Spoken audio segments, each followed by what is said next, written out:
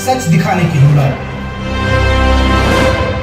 नमस्कार, news 24/7 India में आपका स्वागत है। मैं हूं आपके साथ निधि पाल। चलिए शुरुआत करते हैं आज की ताजा खबरों की। सिद्धेश्वरी पटरी रोड मंदिर गौरे का मंदिर में राम कथा चल रही है। पंडित सच्चिदानंद महाराज कथावाचक हैं और मंदिर के महंत श्री 1008 श्री राम भजन दास महाराज उसमें परीक्षित बादशाह शर्मा के बुलाने पर श्री 1008 जड़ेरुआ सरकार का आगमन हुआ। उन्होंने कहा कि सिद्धेश्वर मंदिर पर चल रही रामकथा इसी प्रकार के कार्यक्रम होते रहेंगे और हम बराबर आते रहेंगे। इससे क्षेत्र की जनता का कल्याण होगा। और वृद्धाश्रम के महंत नूतन श्रीवास्तव आए और उन्होंने कहा कि अगर सभी आदमी अपने माता पिता की सेवा करने लगे तो वृद्धाश्रम कोई नहीं आए। सभी लोग खुशी से रहें। कथा में हजारों लोगों ने कथा रस पा लिया।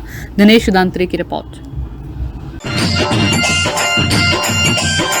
पर होता रहता है।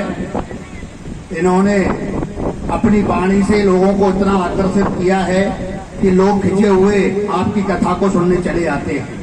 एक बार महाराज जी के लिए जोरदार ताली बजाकर इनका स्वागत करें, वंदन करें, अभिनंदन करें।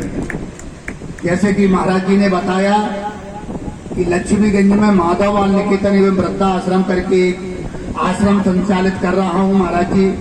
वैसे हम लोग भगवान रामचंद्र जी के भूमि के हैं, हम लोग कृष्ण की भूमि के हैं, हम लोग श्रवण कुमार की भूमि के हैं। लेकिन इसके बावजूद मुझे लगता है कि वृद्धा आश्रम में फिर किसके माँ बाप हैं? आज की कहीं ना कहीं कलयुगी संतान ये समझती है कि हम बूढ़े होंगे ही नहीं, हम जैसे हैं वैसे ही रहेंगे। लेकिन ऐसा नहीं है महाराज जी, अवस्था सभी को आनी है। चाहे वो पैसे वाला हो, चाहे गरीब हो, चाहे किसान हो, मजदूर हो, कोई भी हो। लेकिन ये कलयुग कहेंगे या कहीं ना कहीं हम अपने संस्कारों में कमी कहेंगे। हम अपने बेटों को संस्कार नहीं दे पा रहे। अगर हम अपने बेटे को संस्कार देते तो वास्तव में उनके माता पिता वृद्धा आश्रम नहीं अपने घर पर होते। कहते हैं कि जिस घर में माता पिता की सेवा होती है, जिस घर में सास ससुर की सेवा होती है, उस घर में बरकत होती है और लक्ष्मी का वास होता है। हमारे बूढ़े माँ बाप को खाने के लिए कुछ नहीं चाहिए, केवल उनको मान सम्मान चाहिए। उनको चाहते हैं कि हमारा बेटा या हमारा नाती या हमारा पोता मेरे पास 2 मिनट बैठे, हमसे चर्चा करे। लेकिन वो 2 मिनट भी वो अपना वो बेटा नाती पोती उनको नहीं दे पाते। अगर वो 2 ही मिनट दे दें वो दिन भर के लिए रिचार्ज हो जाते हैं। लेकिन कहते हैं कि एक तरफ खटिया माँ बाप की डली रहेगी, एक मुंह होते हुए लड़के निकल जाते हैं। ऐसा लगता है कि जैसे उनको कोई अपने यहाँ छुआछूत की बीमारी हो गई।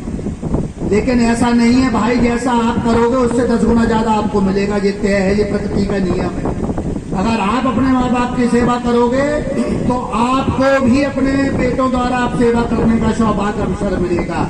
कहते हैं कि एक माँ 6 बच्चों को पाल सकती है, लेकिन 6 बच्चे मिलकर एक माँ को नहीं पाल सकते। एक माँ अपने रात भर गीले कपड़ों में सोती है और वो बच्चों को सूखे कपड़े में सुलाती है। कुछ भी दर्द हो जाता है तो रात रात भगवान से मन्नतें करती है, विनती करती है कि हे प्रभु ने हमारा बच्चा ठीक हो जाए। बच्चे को पढ़ाया लिखाया, शादी की, जॉब लगा, और जब बच्चे की जरूरत माँ बाप को हुई तो वही बच्चा खुद जाकर, बहुत से बच्चे तो महाराज जी ऐसे हैं जो खुद जाकर कहने लगे कि महाराज वो हमारे पास भाई साहब जगह नहीं है माँ बाप को रखने के लिए, अब आश्रम में रख लो। ऐसी विडंबना, ऐसे संस्कार। लेकिन क्या करें, व्यवस्था है, व्यवस्था को कर रहे हैं। और आज हम सभी को बताते हुए व्यासपीठ के माध्यम से बड़ा हर्ष हो रहा है कि हम ये आश्रम आप लोगों के सहयोग से चलाते हैं। शासन से, संस्था से, एजेंसी से 1 रुपए का भी सहयोग नहीं लेते। जो आप लोग दे देते हो वो ही हम चलाते हैं।